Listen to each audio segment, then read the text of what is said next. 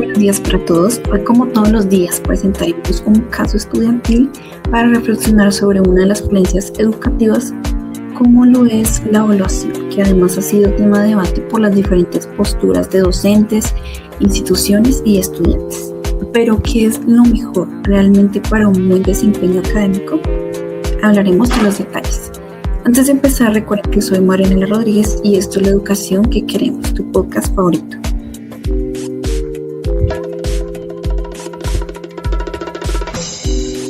Iniciemos. En síntesis del caso, la situación fue en la Universidad de San Sebastián, ubicada en Bogotá. Revela un asunto fundamental en su método de evaluación, que es su enfoque en la memorización y repetición de la información. Camilo Martínez, un estudiante del segundo año en Ciencias de la Educación, entró con grandes expectativas, pero no estimulaba en el pensamiento crítico ni la reflexión adecuada. Camilo, con su capacidad de retener información, logró obtener buenas calificaciones, pero no estaba desarrollando una buena comprensión de los conceptos, porque a pruebas de opciones múltiples, trabajos escritos, se enfocaba más en la repetición de esa información y recibían comentarios muy superficiales. Predominaban exámenes teóricos escritos basados en respuestas memorizadas.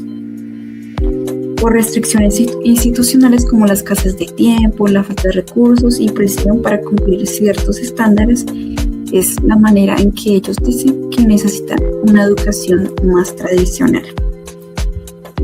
Por lo tanto, Camilo desertó de sus estudios, decidió abandonarlos. Y esto es lo que afecta a una educación. Hay que reformar esos sistemas de evaluación. Pero aquí tenemos unas preguntas como para reflexionar un poco de los temas y aprender juntos sobre este caso. Yo tengo otra pregunta que me nace, que es ¿cómo influye la predominancia de exámenes de opciones múltiples en la asignatura de Psicología del Aprendizaje en el desarrollo del pensamiento crítico de los estudiantes? Y es que recordemos que esta es una de las materias que veía Camilo en la universidad, y es que esta evaluación se basa únicamente en pruebas objetivas, tiene que fomentar un aprendizaje superficial, enfocado en solo pasar exámenes en lugar de crear un conocimiento profundo. Además, es especialmente problemático que no se ofrezcan oportunidades para examinar casos, debatir teorías o confrontar diversos enfoques. Los exámenes de opciones múltiples dedican únicamente la capacidad de recordar datos, dejando al lado las habilidades fundamentales como la interpretación, la argumentación y la aplicación crítica de los conceptos psicológicos a situaciones educativas reales. Y como consecuencia, Camilo obtenía buenas calificaciones, pero no recibía había una clara desconexión entre el rendimiento académico y su comprensión real de los procesos de aprendizaje. Todo era muy superficial. Había una actitud pasiva de Camilo, debilitando así su desarrollo de pensamiento crítico. Asimismo, la experiencia de Camilo resalta que la práctica continua de este tipo de evaluaciones en su carrera sostiene una cultura académica que valora más la respuesta correcta, que el estudiante pueda razonar más allá. Esto implica que la motivación del estudiante sea más baja y favorece a la deserción, que fue lo que hizo Camilo. Por eso necesitamos más prácticas evaluativas hacia enfoques más formativos y reflexivos. En una segunda pregunta tenemos ¿en qué medida la falta de espacio para la discusión y el análisis crítico en las clases afecta esa motivación y el compromiso de los estudiantes con su proceso de aprendizaje? La carencia de espacios para el diálogo y el análisis profundo en las clases impacta considerablemente. ¿Por qué?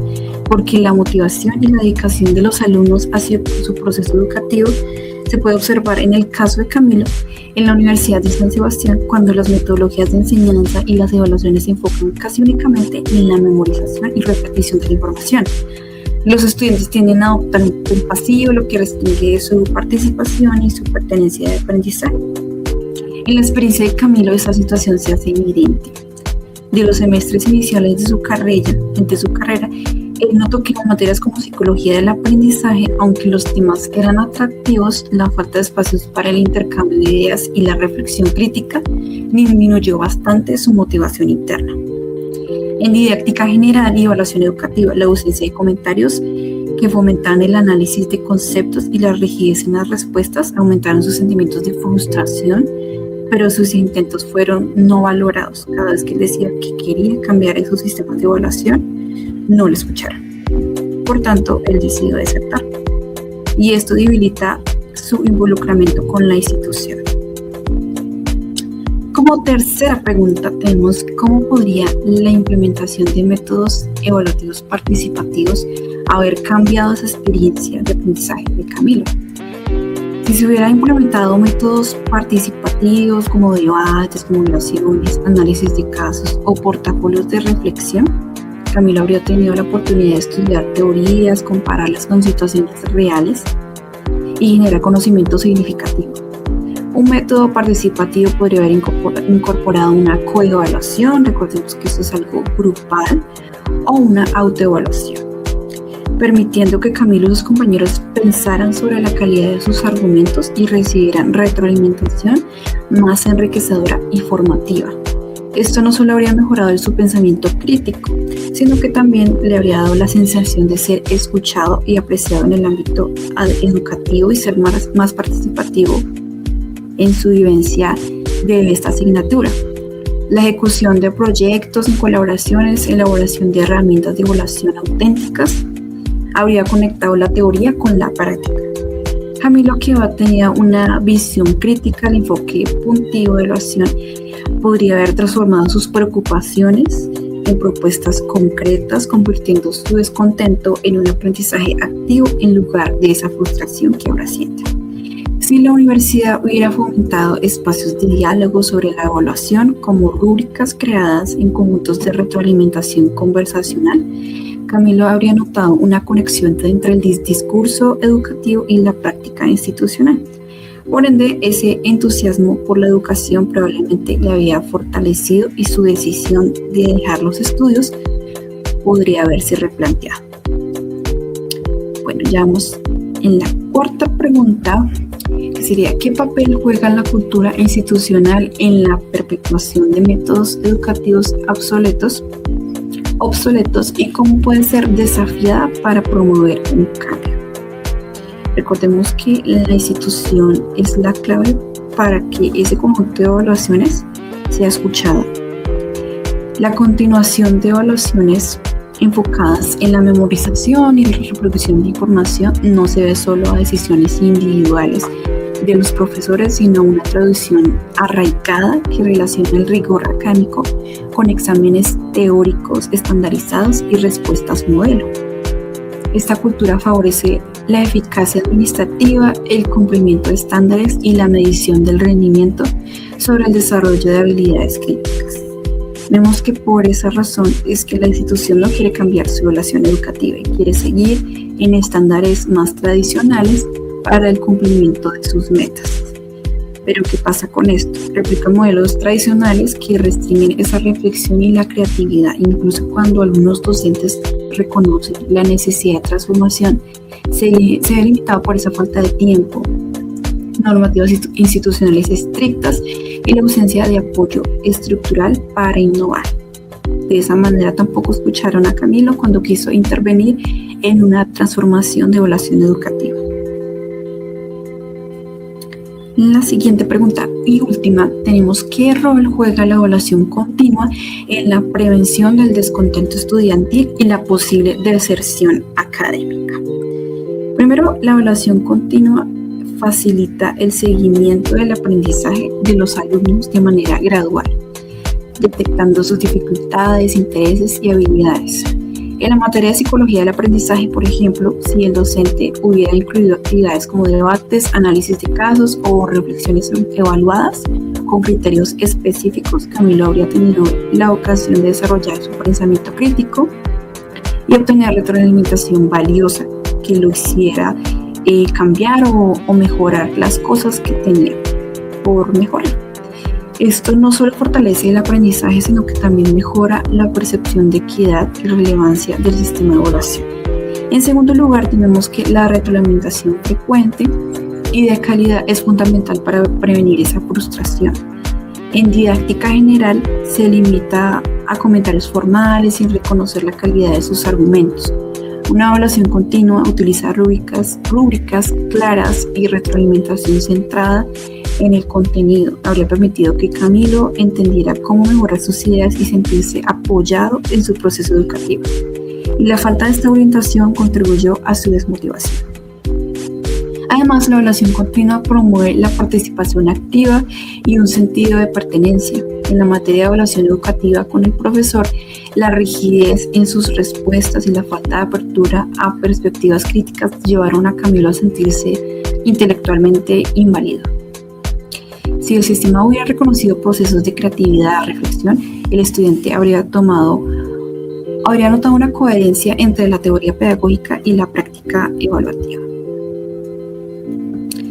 Bueno, en conclusión de todas estas respuestas y sumando el caso que hablamos en primer momento, es que Camilo demuestra que una evaluación se centra únicamente en pruebas objetivas y memorísticas que se están dando en esa universidad y restringe el desarrollo del pensamiento crítico, la reflexión profunda, cuando la evaluación se debe enfocar más en la respuesta correcta que en el proceso del pensamiento. Se crea una desconexión entre el rendimiento académico y el aprendizaje significativo, que es lo realmente valioso. Esta situación no solamente perjudica la calidad de la formación profesional, sino que también afecta la motivación, la autoconfianza académica y el sentido de pertenencia de los alumnos. Además, esa dificultad no solo limita a las decisiones individuales tomadas por los docentes, sino que forma parte de una cultura institucional que vincula esa rigurosidad en la eficacia de la gestión. Cambiar esa realidad requiere entender la evaluación como un proceso formativo, continuo y participativo, alineado con los principios pedagógicos. ¿Y qué esperamos a futuro de estos educadores? Esperamos que se entienda la evaluación como un elemento de progreso, del proceso del aprendizaje, no solo como una herramienta de calificación, como un número, sino con el propósito de mejorar, no solo para medir. Crear actividades que valoren la argumentación, el análisis crítico, una evaluación más cualitativa, una retroalimentación de la misma, en lugar de limitarse a una respuesta única o estándar, proporcionar esa retroalimentación clara, constructiva y enfocada en la mejora de las actividades del estudiante, utilizando esas rúbricas con enfoques claros, criterios de evaluación, escuchar la voz de esos estudiantes y facilitar espacios de diálogo sobre los procesos de evaluación para asegurar que haya una coherencia entre teoría y práctica. De esta manera, tanto docentes como estudiantes y también la institución se van a ver beneficiadas. Los estudiantes van a estar contentos de entender sus temas, de enfocarse en pensamiento crítico, en argumentación. La institución va a tener docentes y con la facilidad de dar diferentes evaluaciones educativas que los transforme y que los beneficie.